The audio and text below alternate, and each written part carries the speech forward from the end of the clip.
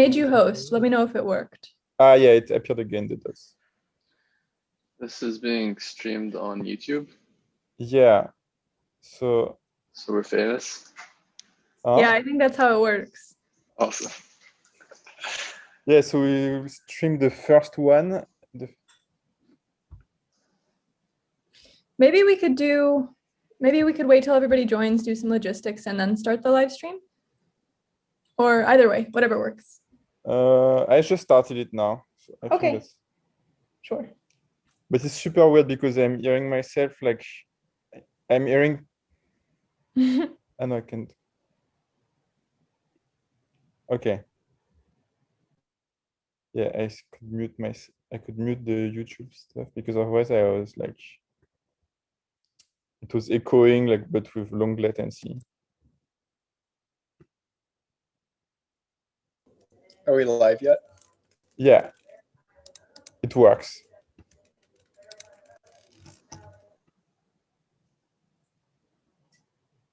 Does it do like my window or? I think it is working. Where's Colin? Yeah, there's Colin. Yeah, I can send I see myself on the internet, so it must be working. I see the chat is not working. That's weird. The live chat. On YouTube? Yeah, I think so. Or at least for me, something went wrong. Do you see the message? Oh, now I see it. Hello, guys. Maybe I'm the only one that can answer. That would not be a super. Who can write, which wouldn't be super useful. But I just put something in chat. Do you see it? Not yet. Yeah, internet. Okay. Yeah. Does the live stream automatically record, or do we also need to record it? No, it automatically records. Yeah.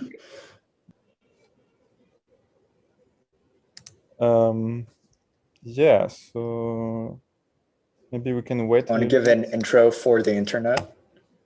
What did you say? Do you want to give a YouTube introduction for the viewers? I think it's full watching. I'm pretty sure all the viewers are in this group. Yeah, I think so too.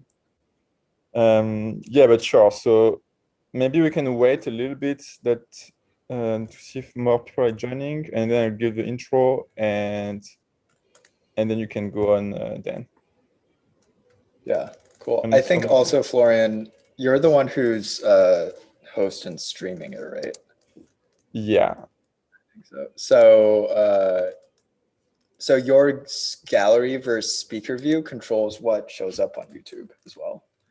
Yeah, that's what I just realized. Yeah. So you can decide whether to show everybody else, show the world that Sarah's eating something. Maybe don't. Mm-hmm. Yeah. The gallery. But I mean, it's will automatically when you have slides, right? Yeah. Mm-hmm. Yeah. So when I share those, it'll do everything correctly. Yeah. Okay. Well, maybe let's start. So today, Dan is going to first go over, like during the first 30 minutes, go over SimCLR paper, and then he's going to present his work on like application of this method to a tennis video, to processing of tennis videos. And I'm not doing that in the right order, but this is like the first seminar for unsupervised contrasting learning at Stanford in collaboration mostly between Chris Ray's group and Daniel Rubin's group.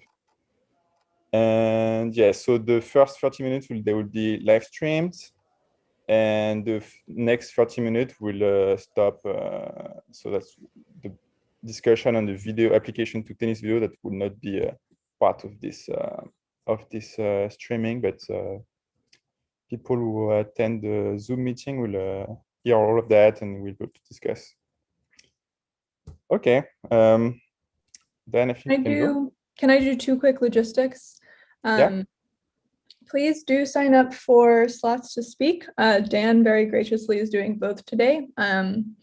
So the link should be in the most recent email you got. And then also please sign yourself up for the listserv. We're going to start using that instead of the giant email chain. So both of those links I've emailed to you sometime this week, but you can email me if you have any trouble. Yeah, don't hesitate to reach out like through Slack or email or whatever if you have troubles finding the information. Okay, then Sure to like and subscribe to the YouTube channel so that we have viewers. We should probably tweet out a link and do all that other good stuff afterwards too. I'll try my best to make this good content. Yeah, that's a good idea. Yeah. If you're watching the YouTube video, this is where the good stuff starts. Okay, you can go then. Cool. Let me share my screen. Cool. Can everybody see that? Hopefully appear. Can everyone see that? Yeah. Cool. Yeah, so today I'm going to be talking about the SimCLR paper, which was a paper released this past February on arXiv. And I think also like JMLR afterwards. So SimCLR is a framework for self-supervised contrastive learning focused on kind of visual representations. And as we are, as our reading group is all about contrastive and self-supervised learning, I thought it would be a good first paper to kind of kick off the reading group. The details about the paper are at the bottom of the slides here. I guess if anybody is watching online who isn't in the Zoom call, feel free to type out questions. If you're in the Zoom call, also feel free to stop me and ask questions. This is intended to be a very, free form reading group. Cool. So at a high level, what is SimCLR and kind of why do we care about it? So first of all, it's like I said before, it's a self-supervised learning framework that gets, surprisingly good performance. So this is a graph of kind of like the headline figure in the SimCLR paper, where they're showing impressively strong results. This leftmost X mark here is a fully supervised model. So you're seeing that they're able to get performance close to fully supervised performance on ImageNet, but in a completely self-supervised way. The other reason is that this paper has had a surprisingly quick and major impact. Like I said, put on arXiv in February, and as of today has almost 700 citations. So it's one of those papers that both because of performance and because of how quickly people have kind of picked up on it and built up on it afterwards is I think a good one for us to know about this contrastive and self-supervised reading group. Did not mean for that slide to have builds, but in kind of this short talk, I'm going to first talk a little bit about contrastive loss and what that is. The exact technical specification of what SimCLR does to turn contrastive loss into a self-supervised setting. And then a couple of the key findings from the SimCLR paper. These are 3 things that they said were really important that they thought to get SimCLR to actually work in practice. So first, let's start with a review of what contrastive loss is. So contrastive loss, the basic idea is that if you have 2 data points of the same class, you want them to have similar embedding. So here, can everybody see my mouse, by the way? Yeah, I can see it. Great. So here, these are pieces from MNIST. You want, the images of the same digit to be very close to each other in embedding space. You want images of different digits to be very far away from each other in embedding space. And this is kind of yeah, that's the basic idea. You know, things of the same class should have similar embeddings. Things of different class should have different embeddings. And traditionally, you kind of use contrastive loss as kind of like a drop-in for other loss functions during supervised training. Like you could do, so the kind of the most popular loss function, I think, is like cross entropy loss, which does something different based on the actual logits. And contrastive loss will actually look at the actual full like 512 dimensional embeddings that come out of a ResNet, for example. So this is the actual loss function. It's a little bit of math, but I'm gonna kind of bring it up multiple times throughout the presentation. So the thing is here, so for a positive pair I and J, so in the previous slide, you know, each of those images of the zeros could be an I and a J. This is kind of the math behind how you express a contrastive loss. So the top thing up here is a similarity function for this positive pair. So the similarity function is probably something like cosine similarity or something similar like that, and operates over the actual embedding. So the Zi is the embedding of data point I, Zj is the embedding of data point J. On the bottom half of this expression, you have similarity of Zi with all the negatives in your set. And I'll talk a little bit later about kind of what those negatives mean. But I want to briefly point out that this in structure is very similar to softmax. So the way that you can think about it, it's almost like a softmax, a version of softmax, where instead of looking at individual bits, individual logits, you're looking at similarity between embeddings in your batch. Does that kind of make sense to everybody? Anybody have any questions about that part? I do, Dan. Can you remind me what like the 2n is, like in the denominator? Yeah, so this is summing over all the things in your, let me see, it might be on the next page. Okay. Sorry, yeah, so it's summing over all the things in your batch that you're computing your contrastive loss over. So actually, let me go to the next one. The typical way that you would do it for a supervised contrastive loss is in each batch, you would sample some number of positives, or rather for each data point, you would have some positives. And then in the denominator, you would put in all the negatives from that batch. So if data point I corresponds to like this image 0, up in the top, you would compute the similarity between like this 0 and this other 0. And in the bottom, you would sum up the similarities of 0 with like the 2s and the 7s and all the other numbers in your batch. So this is just summing over everything in your batch. Does that make sense? I see. Yeah. So would it roughly be like n negatives and positives, or not necessarily? I'm just wondering where like the 2 comes from, if it had like right. Okay. So the 2 actually comes from this equation itself is actually taken from the SimCLR paper itself. And the 2 in this case, I think it will make more sense once I present what SimCLR itself does. But the 2 in this case is just reflecting that for each data point, you augment it in 2 different ways. So you take 2 augmentations of the same image. So n is your actual batch size, and then 2n is the actual number of images that you have in your batch post augmentation.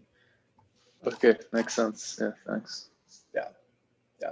So yeah, that was a detail that I was hoping to elide until later, but Khaled, with your sharp eyes, picked it up. Yeah. So some of the challenges that kind of come with deploying a contrastive loss are, how do you sample positives? How do you sample negatives? Obviously, the way that I've described it so far, you need labels for everything. So it's going to be, if you have labels for all your data points, that's not called self-supervised anymore. That's called fully supervised. And you start, you have all the problems that you have when you need labels, which is labels are expensive, labels can be hard to acquire, like maybe you have to put a doctor in the loop, et cetera. And also there's, I think, a lot of papers about, given a particular data point, how do you sample the right negatives? So how do you like choose various different negatives? And SimCLR is kind of designed to address both of these. So both the need for the labels in a contrastive loss, and also the question of, given the zeros, how do I make sure that I get like all the twos, or like, do I pick all the twos or all the sevens, or do I pick things of different classes, et cetera? So let's move on to SimCLR kind of self-supervised contrastive loss. The basic idea behind SimCLR, it's represented in this figure on the left, as well as kind of this, I hope it's looping. Yes, this looping video on the right. So given a random batch of images, which could have things like dogs and chairs and things like that, for each image, you augment it in two different ways. So notice here that the dog, it's being cropped to the head. There's another one that's being cropped to the feet, and they're also applying some color augmentations. Then you run it through your network, get out representations, and then this batch of images here defines your batch for the contrastive loss. And the way that you assign positive pairs by saying that two crops of the same image are going to be positive pairs, and then all the other things are going to be negatives. So these red lines that said repel, that's what goes in the bottom half, in the denominator of your loss function. And then these green lines that say attract are what goes in the numerator of your loss function. Also kind of represented here, but in a less nice format. So given the same image, transform it in two ways, get the representation, and then maximize agreement between the representations of the same image, and create disagreement between the representation of crops of, the crop of the head with the crop of the chair. Can I ask a quick question? So, yep.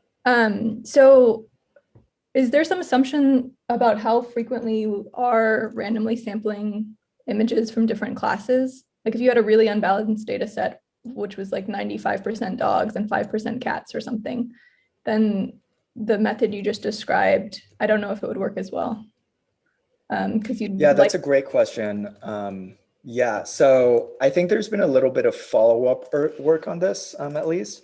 And this is actually something that we noticed was a problem when we tried to apply this kind of to real data, very imbalanced. There's not going to be anything in this presentation about it because they kind of mostly tested on ImageNet, which, as you know, is a perfectly balanced data set. And also has 1,000 classes. So right. So there's lots of diversity in the data set. Oh no, the video's not playing anymore. But yeah, I think that's totally something that people who use SimCLR need to think about. I do know that there's been at least one, I think there's been follow-ups, at least one kind of that will do kind of a clustering afterwards of all the data and then sampling from the clusters and things like that. I know that people have tried it. I don't have anything in this presentation about that specifically though. Makes sense. Thanks. Yeah.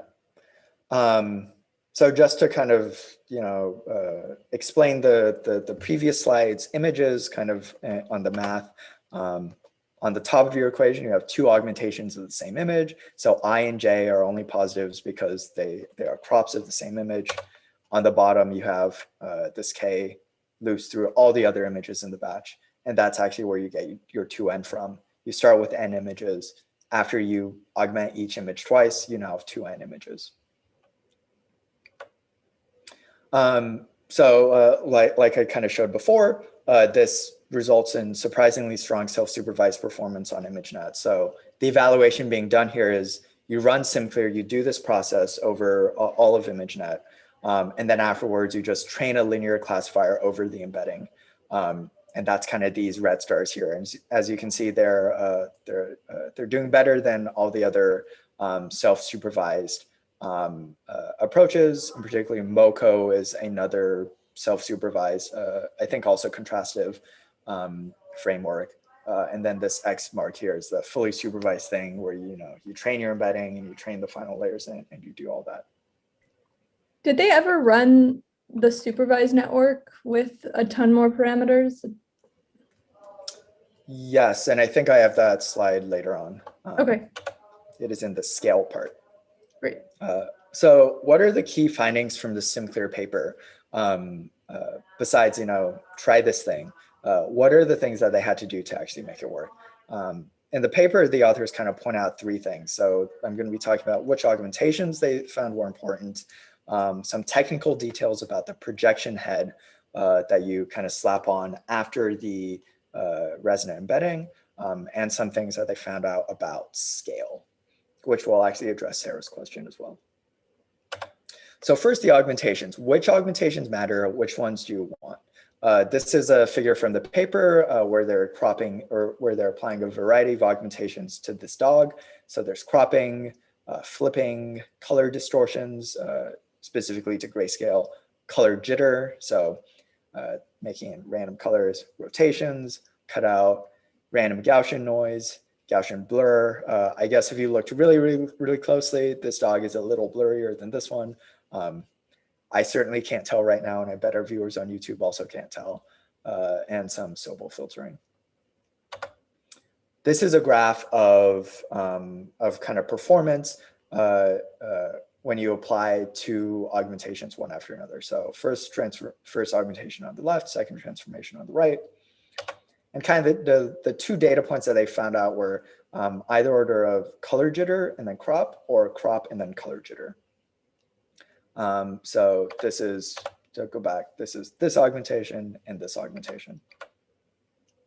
What they basically found was that when you take two random crops of the same image, you're basically having the network do either of these two tasks. So either take a global view, like seeing most of the dog and then seeing like a small patch of the dog, and identifying that these two views come from the same image, or adjacent views where you take two crops that come from different places in the image and you have to identify that they come from the same image. They also add that you have to add the color jittering because without color jittering, you can just be like, oh, the colors from these two patches look the same, so therefore they must come from the same place. Like the colors in the of a dog outside probably look very differently from the colors of a chair indoors. So that's their intuition about why it's important to do this cropping and doing this color jittering. So cropping basically introduces these two self-supervised tasks, and the color jitter makes it so that these tasks aren't trivially easy to solve. Can I ask a question here? The second thing that they talk about as being important is what type of projection head do you put on top of your embedding. So these are the three that they kind of looked at. So you either take the embedding out of ResNet, which if you're not familiar, basically you take the ResNet, you run the whole thing, and then right before the last layer, right before the last fully connected layer, you take out those weights, and that's basically the embedding. So you could either just take that embedding raw and then stick that into the contrastive loss that we saw before, or you can put one linear layer ahead of it and then stick that into the contrastive loss that we saw before. Or you can do what they call nonlinear, which is basically you put two layers in and you put a ReLU in between them so that there's some nonlinearity.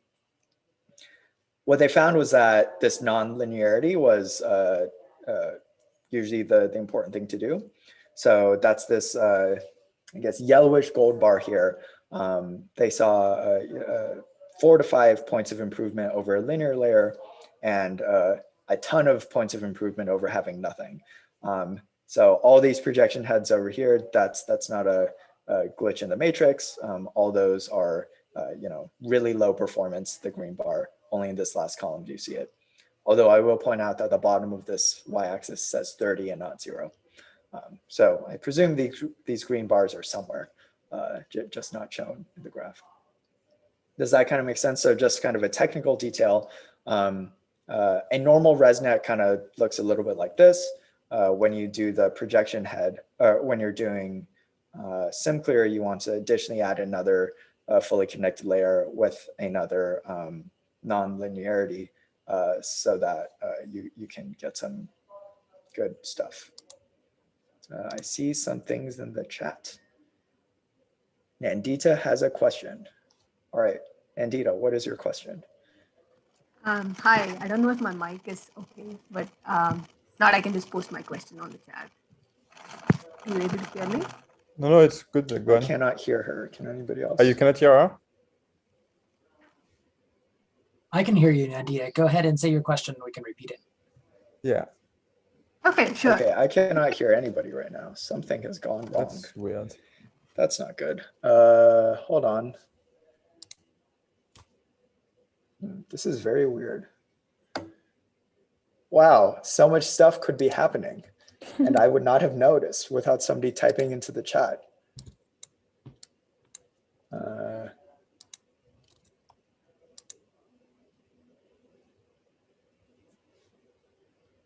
I have AirPods. They don't need to be plugged in. Oh my God. All right, let me go to speakers. Can somebody say something? Can you hear me? Yes, I can hear you now. Okay.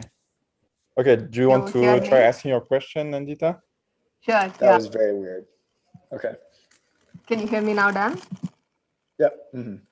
Okay, so if you could go back to the previous slide where you talk about the cropping.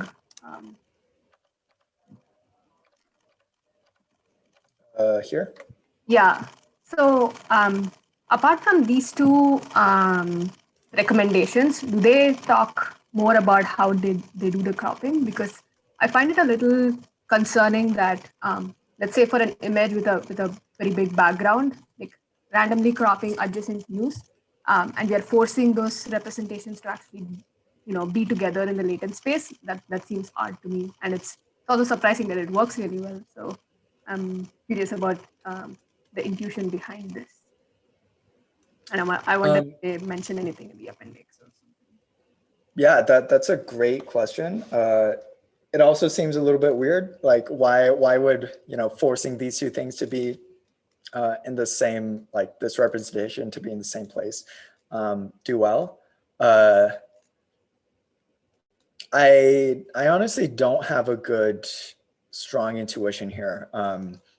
If I remember correctly from the paper, I think the way that they think about it, so between this happening and this extra projection head, there's an argument to be made that this extra projection head is maybe saying like there's kind of an extra task of identifying whether two views come from the same place, as opposed to literally saying that like a dog's foot should have the same representation as like the green background of the dog or something. I think the hope is that overall,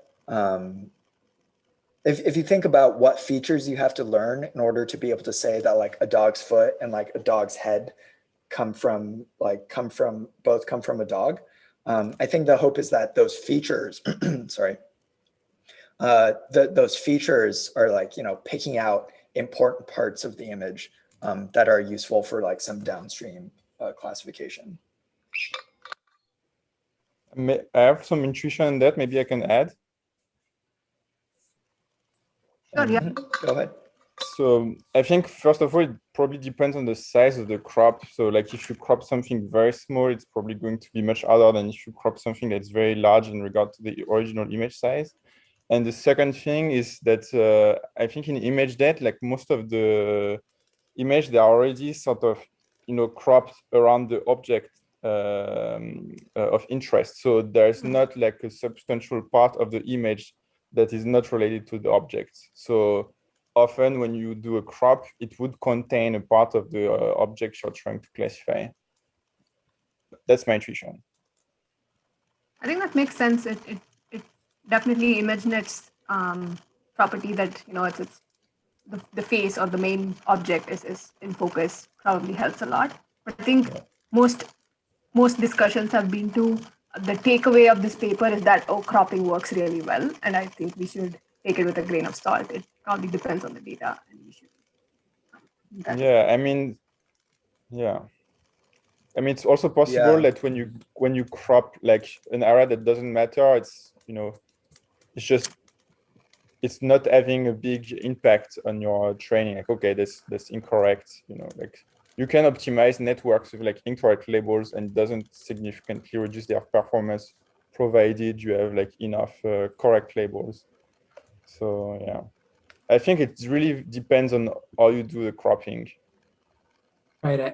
I guess the other way to think about it is it the cropping that's really important, or is it having a task that determines whether or not two things are part of the same object that's really the important part?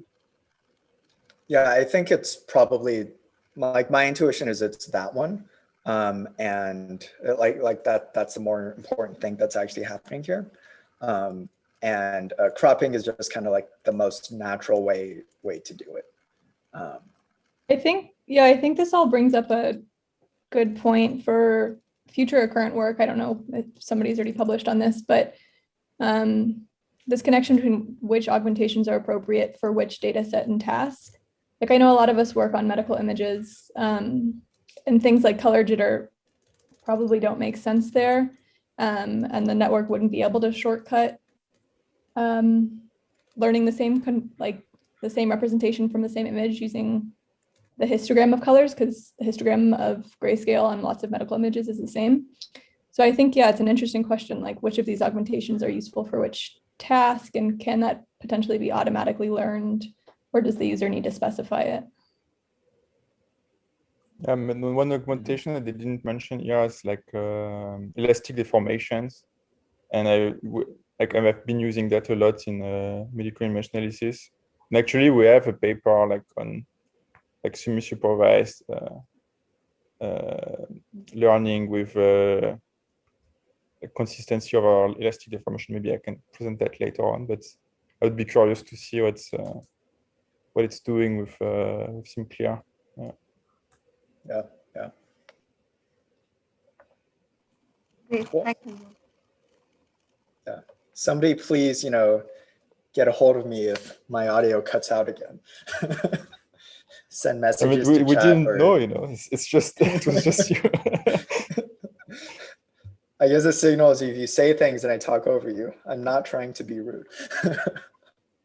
It's not naturally in my nature. Anyways, continuing on. Right, so add this extra fully connected layer, add a ReLU. You'll get better performance. They also had some interesting observations about scale. So here, Sarah, they actually do have how the supervised network scales up. So SimCLR are these dots in the red. These green dots are a supervised ResNet, increasing the number of parameters. And the interesting thing that they found was that SimCLR scales up in terms of the model size. And they also found that it scales up in terms of batch size. So here, each of these kind of like groups of columns is the batch size increasing. And then across the entire x-axis, you have the whole training time increasing. So those are a couple other interesting trends that they noticed. Yeah, so the summary, this is kind of the summary of the SimCLR paper. So at a high level, like this graph, I think, or this video, I think shows really well what they're doing in the SimCLR paper. And the three things that they identified as important to make SimCLR work, for them, cropping and color jittering, having this nonlinear projection head, and they found some interesting scaling results in terms of model size, training time, and batch size. And yeah, that is it. I think thank you so much. I think one thing we didn't touch on, but I thought about when I read that paper, is how difficult it is for like a normal PhD student to be able to do this sort of thing with that many parameters. Like I forget how many TPUs they used and how long. I don't remember in dollar amount, like how much it costs to train that network. So while I get such good results, yeah, it's difficult to know how useful it is to your current average researcher. Yeah, I haven't tried. So I work in videos, not images. So, you know, everything you do in video, especially if you go into like 3D architectures, becomes like vastly more expensive. But my experience has been it's expensive. You know, definitely spent a lot of time, you know, boiling oceans with lots of GPUs recently in my life. But yeah, you know, model cost, big thing. Somebody could write the SimCLR paper about SimCLR being too big, the same way that they have that language models too big paper. Awesome. Yeah. Any last thoughts on the SimCLR paper before Dan moves on to his personal work? Do we have any announcements for the YouTube audience? Like and subscribe. Dan, you're very social Follow us media on Twitter. We don't have the account yet, but No, you should follow our individual accounts on Twitter. that's a I'm at Real Dan Fu. I think the only other important announcement other than at Real Dan Fu is, yeah, we're doing these every 2 weeks from 2 to 3 p.m. So we'll be back whatever 2 weeks is from today. I don't know the date. Yeah, I'm wondering maybe we could also share the list because now people, you know, who are not in the group, like they don't know what's coming up. Sure, I'll put the listserv, a link to the listserv in the about section on the YouTube channel. Okay, that's perfect. Okay. So I guess we can stop the streaming now unless someone has one more question about this.